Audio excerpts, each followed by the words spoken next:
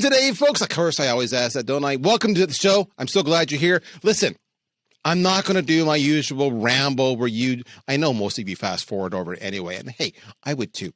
Here's why I'm not going to do it. If you missed last week's episode, then you got to stop. Don't listen anymore. Literally full stop. Because this week's episode is a continuation of the conversation I had with Michael Pedone last week. And I'm telling you, it's epic. So stop. Go listen to that one. If you heard last week's episode, did the wait kill you to hear the second episode? Well, good. You're not going to be disappointed. Let's get the show underway. Back we go into the conversation now. We've done lots of content, folks, on the power of the referral. All right, so use that. Recently, I did a webinar with my good friend, Ollie Whitfield, and it's called Simplifying Sales Emails. If you haven't seen it, I strongly recommend you go back and hit it. But what we have there is we have 5 different email templates that you would use to construct short, concise, impactful emails that generate results. They're not, we didn't author them. They're not ours. We just presented them. One of them is by Josh Braun. And so his email structure is what we call the TTTT, the 4T email. And it's basically 4 paragraphs, 4 lines, 4 one-liners. The first line is a trigger.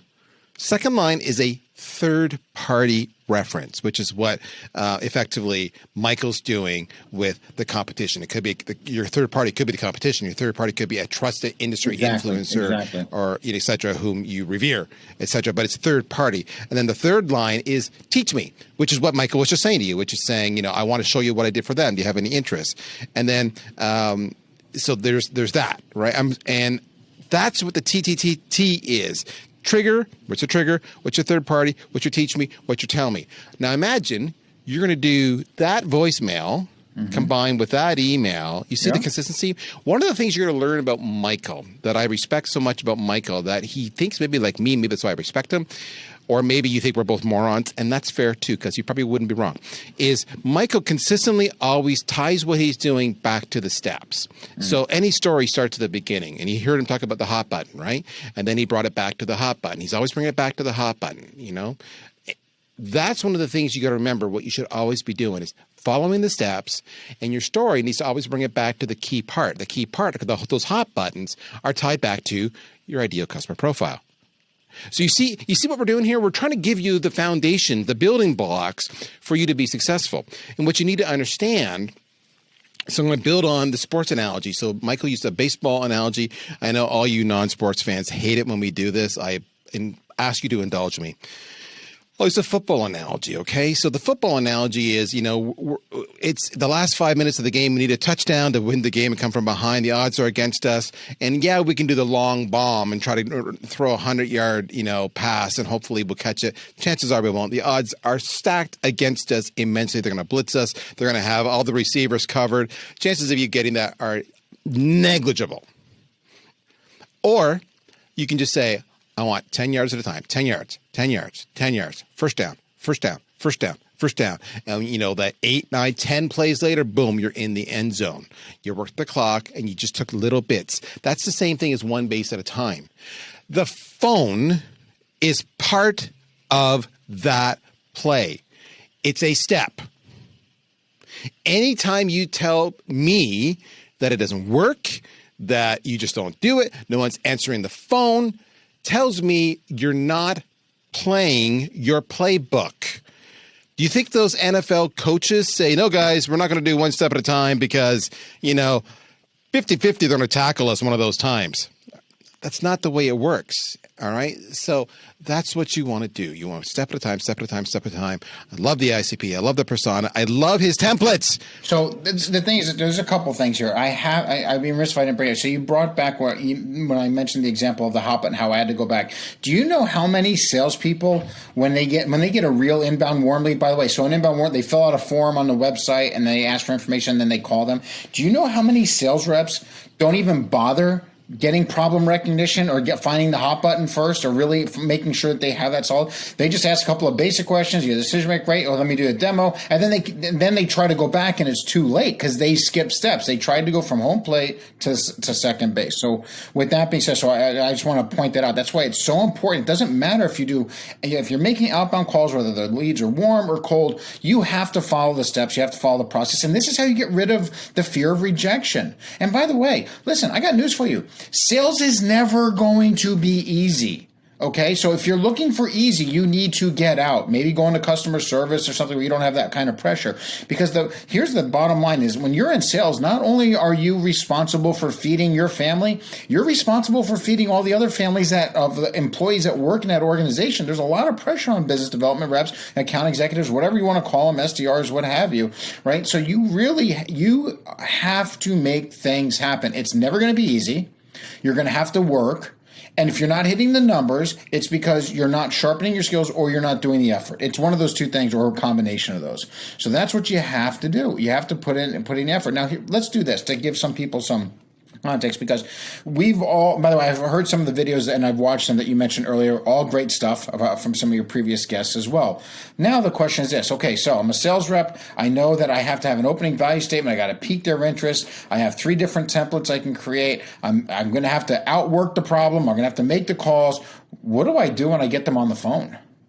What do I do? What do I do when this is the number one. So I have it worked. Now they're on the phone. Yeah. Yes. So I have an 8-week program. It's 1 hour a week for 8 weeks. It's just online. They take it self-paced, right? But here's the thing. I cannot tell you how many emails I get after a team will go through week 1, and I'll hear, or the first session will go, we're getting more people on the phone we ever had. And, we got more people in the last 24 hours we had last month. We don't know what to do next, right? So let me just help you out. Again, when you know the play, when you know the playbook, let's look at it this way. Another analogy is, you're in the middle of New York City and you got to get yourself to California. If you have no phone, no map, no GPS, no nothing, and no street signs, it's going to be really hard. But if somebody gives you a detailed GPS and a vehicle and all that, and you know exactly the best route to get there, chances are you're going to get there, right? And the best amount of time. Sales is a lot like that. So when you know the roadmap, when you know the playbook, one, it's just where the effort has to come into play. But when you call and you run the right opening value statement, you pique their interest, you gain permission to continue the call, which is a whole other thing that we could talk about later. That could be a whole hour on the debates on that. But when you do that, the next thing you have to realize, sales, there's four phases to the sales cycle. You ready? There's your openers, there's qualifying, presenting, and closing. That's it. Now, a lot of times this is my favorite thing. Salespeople go, I already know they're qualified. We're calling a targeted list. Okay, then you don't know what the definition of qualifying is. Okay, if you just think that somebody has the right title in the right industry and the right, they meet your ICPs, they're qualified. No. Here's the thing. I'm going to help you out. There's 3 phases to qualifying. The first phase to qualifying is, do they have a problem that you can help them solve? They don't have to recognize the problem, right? That's what a warm lead is. That's why we love warm leads. They already got that first phase going where they recognize a problem. The problem with the warm lead is that you don't know if they're the decision maker or an intern or anything in between. So I'll digress with that. That's why you don't just assume that they're the order, that they're ready to place an order. But when you're qualifying somebody, which is after your opening value statement, you're in the qualifying zone. The first thing you have to establish is there a problem that they have that you can help them solve, and do they want that solved? And how do you blow that problem up, especially when you're doing outbound cold calling? How do you blow it up big enough to make them go, we need to solve this? This wasn't even on my radar, and now it is, and now I want to know about a solution. That is when you are a top salesperson, when you can do that. That's what it means to be a real salesperson, by the way, when you can do something like that. So how do you accomplish that? Well, one, you have to know that that's the step. Because if you don't know that's the step, nothing else matters. So my process is pique interest, gain permission. Once I do that, I'm done with phase 1. It's easy. Now I'm in phase 2, qualifying, but I'm in the first phase of the 3 phases of qualifying, and I have to get established problem recognition. How am I going to do that? It all starts with this. And this, again, goes back to the why, the training, the sales solutions that I come up with was successful for me no matter what industry I was in, because no matter what industry I'm selling to or you're going to be selling to, is when you peak interest, gain permission, and now you got that permission, the first thing you have to do next is ask what's called an engagement question. This is where everybody goes so wrong. They get people on the phone, they don't know what to do next. So what do? They do a mini data dump on what we offer. Well, we provide blah, blah, blah. And then they hear, oh, sounds good, send me some information. Then they never get them on the phone again most of the time, right? So what you do is, and by the way, this is the same thing on a warm lead, even on an inbound lead. When I get people that call inbound and say, hey, I'm interested in your services. What can you tell me about? I was like, great. May I ask who I'm speaking with? Get their name, whatever. I go, do you mind? And I'll say this: do you mind if I ask you a few questions first to make sure what we offer would help you, accomplish the objectives that you have? Who the hell says no to that? They're like, yeah, sure. They give me permission. So I still gain permission to continue the call, even though they called me. I do the same thing on the outbound calls. I start at that same spot on the qualifying. I'm going to ask them what's called an engagement question. The engagement question places their attention on an area you want them thinking about. You're not going to get problem recognition with one question. It's a series of questions. So you have to know, what is my objective when I first start a call? After I pique their interest, gain permission to continue the call, whether it's warm, inbound, outbound, whatever, what do I have to do next? Once I got that permission, I got to ask an engagement question because I have to find out if there's a problem. I cannot just tell them they have a problem because they're going to doubt it, right? So the best thing I found is I got to ask a series of questions, and then based on their answers, they start to recognize there's a problem there. And then what is human nature when somebody recognizes that they have a problem? Most human nature is they want to know how to solve it. And now they're asking you, how can you help me solve this? This is how you get rid of the fear of rejection, because when you master this process that I'm telling you, one, you won't even care when you get rejected because you have a targeted list. You're getting like 90% or better of the people. When you do get them on the phone, they'll go, yeah, I got a second, go ahead. So now you're not getting rejected all the time. And now you know that I got to ask an engagement question, and then what the other 2 or 3 questions are after that to determine if there's a problem there. And guess what? When there is a problem, they want to continue the conversation, and then you need to know what to do. Then you have to go to once you get problem recognition, you have to move to the second phase of qualifying, which is identifying their role in the decision-making process. Here's why you can't assume somebody's a decision maker based on their title. How many of your clients at VanillaSoft have You have a certain vertical, same industry, same employee size, same annual revenue, and the person that has a title at that organization made the sole decision at that company, but that same type of company 3 blocks over, that person had the same title, they had 3 people that had to sign off on it. That's going to happen, right? There's not always going to be one title that can sign off on everything. So that's why just because you should know who the top 2 or 3 titles are to build your list, to start the conversation. But once you get problem recognition and you get that, now you have to move into the second phase of qualifying, which is identifying what their role is and who else might be involved in the decision-making process before you show your hand and give them a presentation. You with me so far? You're on fire, dude. Okay. I don't think I've been this quiet on the podcast in a long time, and I'm loving it. Yeah, I was knocking on my screen here, like, did he change this? Did I lose him? All right. So now, and I'm just going to give everybody the third, because I'm not sure how much time we have, but I'm just going to. No, we're fine. Go. I don't want to leave them hanging, because I said there's 3 phases of qualifying. First phase, you got to get problem recognition. You have to know how to do that. Second, you have to make sure you have to identify their role in the decision-making role. There's 5 roles, by the way, right? You have to be able to identify which role they are and what to do if they're not one of the roles that you need.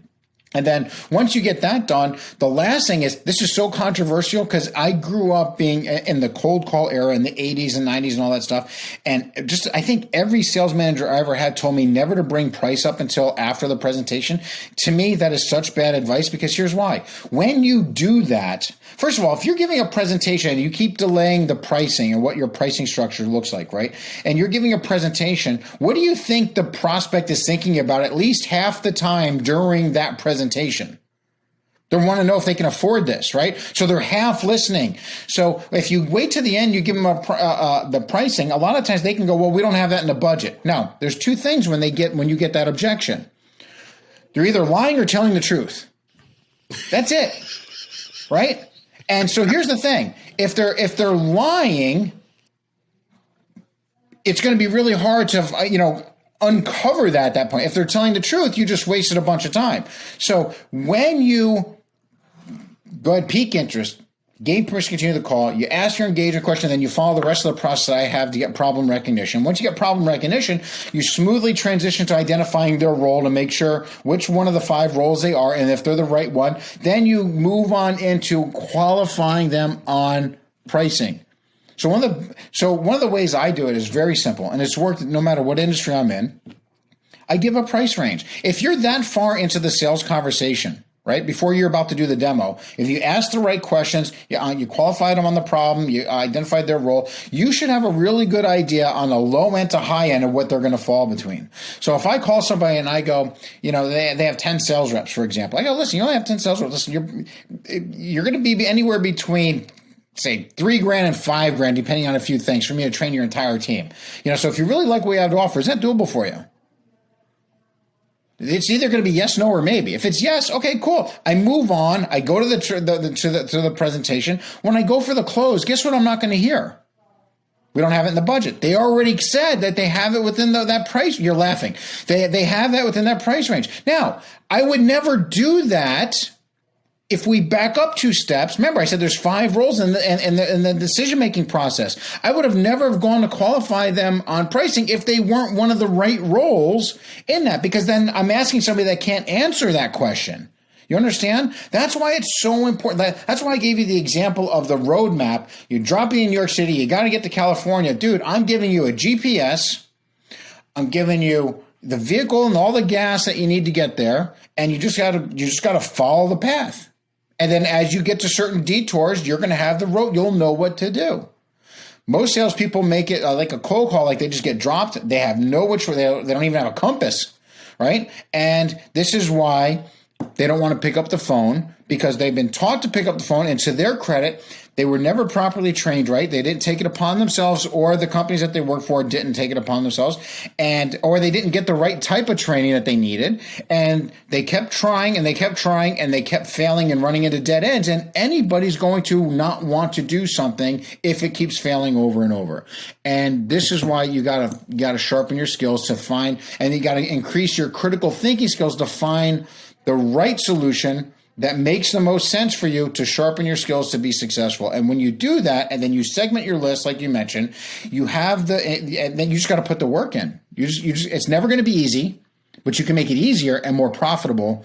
But you got to fix the other things. You got to fix your sales skills.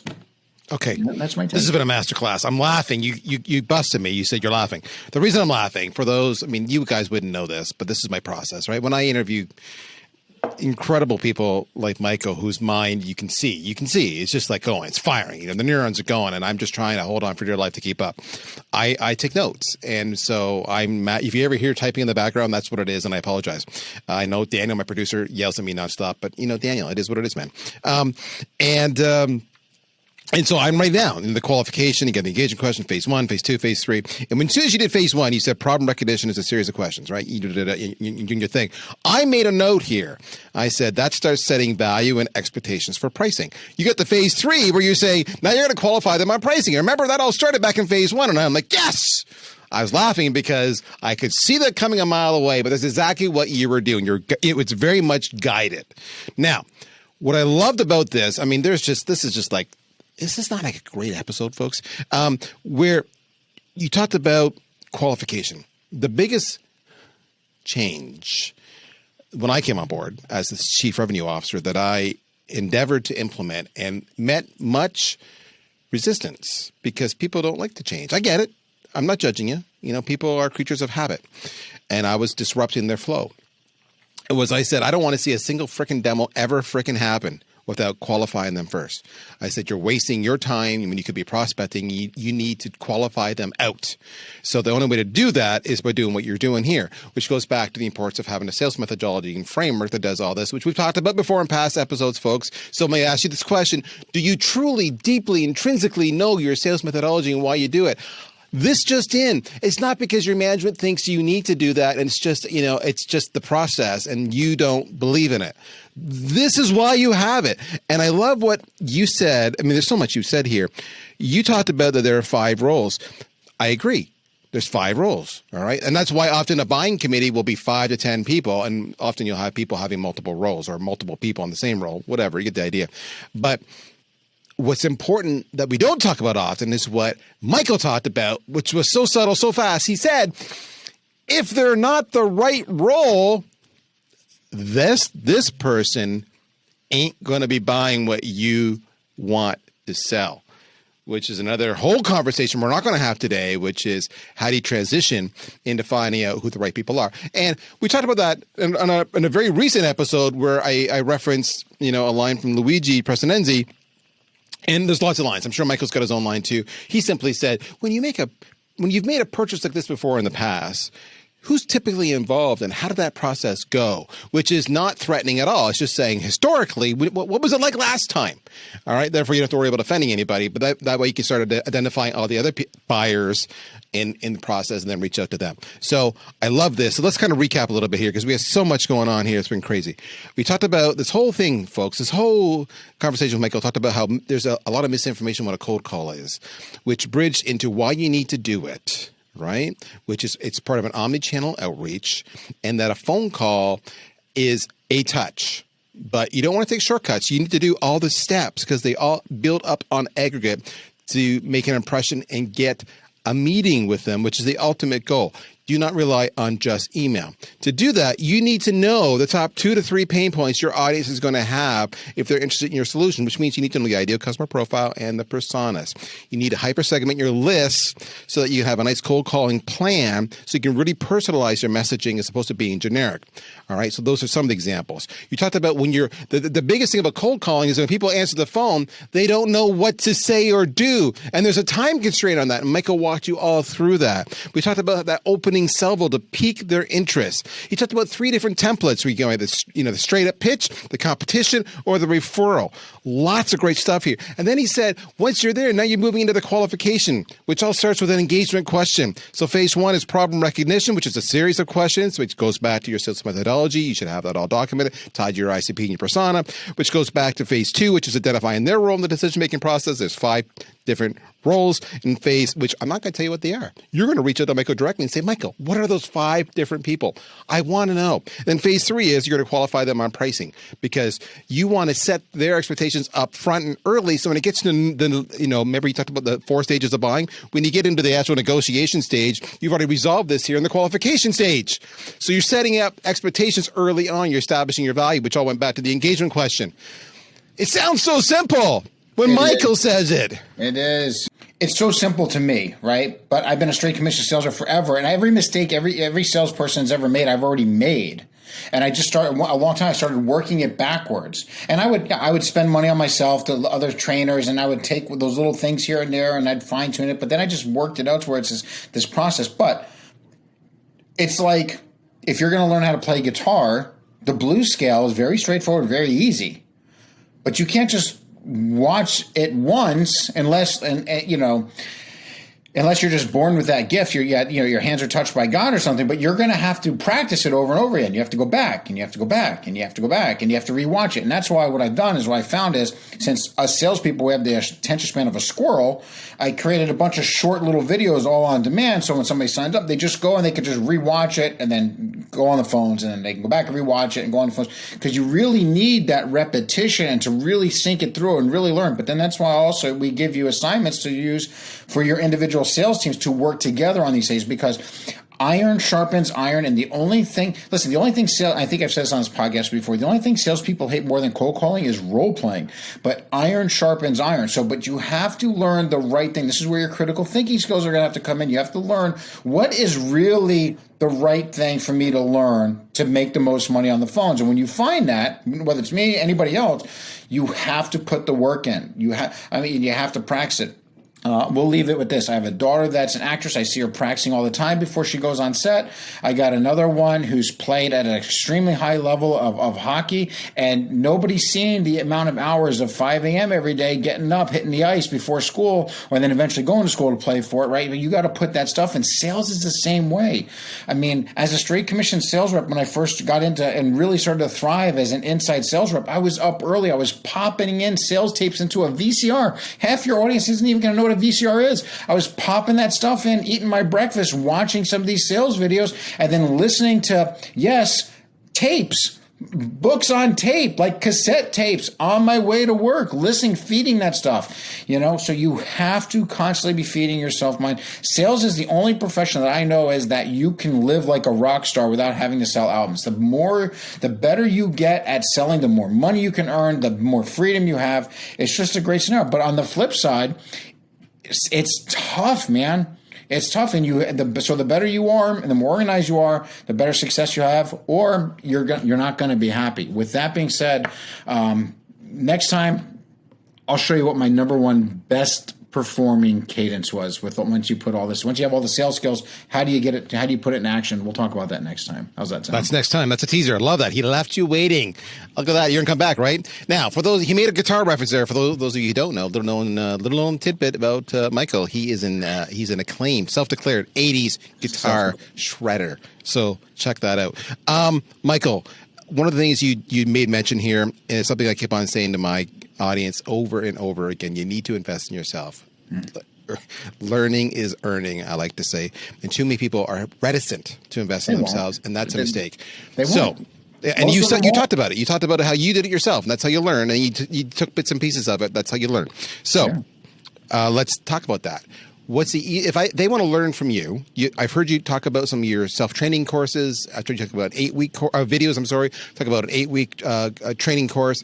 If they want to learn more about the options that you provide for training, because they've been like blown away with you in this session today, what's the best way to do that?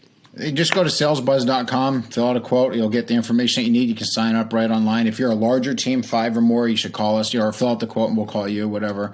That's fine. You can also, our blog post has a lot of this stuff, but there's YouTube out there. Just keep feeding yourself, right? Just keep feeding yourself information. There's a lot. You've had lots of guests on here that I've listened to that have some really good advice, but the point is, use the critical thinking skills, but if you're not succeeding, too many sales reps are looking for that shortcut, and I'm telling you, it can be easier, but it's never going to be easy. And if it was, you wouldn't be getting paid the commission you would be, right? So you got to learn to really focus on what the steps are, become the best at it, and then you're going to start making more money. It really is that simple. Bringing it back to today's hot button, because we always go back to the starting point. We started talking about the misinformation on what a real cold call is and why you need to do it. And then we just went with it from there. That's where we began. That's where we're going to end it up. It's been a fantastic conversation, folks. If you love this show, if you thought this was dynamite, share this with your friends and your colleagues. Follow us, subscribe, get the news out there. Get this content with Michael in the hands of your teammates. Share it, and then have a book report where you all kind of pitch in what you thought. Well, was he right? Was he wrong? Because I'm telling you, there's just so much to unravel here. But most importantly, go to salesbuzz.com. Michael, as always, I'm thrilled you're here. Thank you, my friend. Folks, we're out of time. It's crazy nuts that way, isn't it? But don't worry.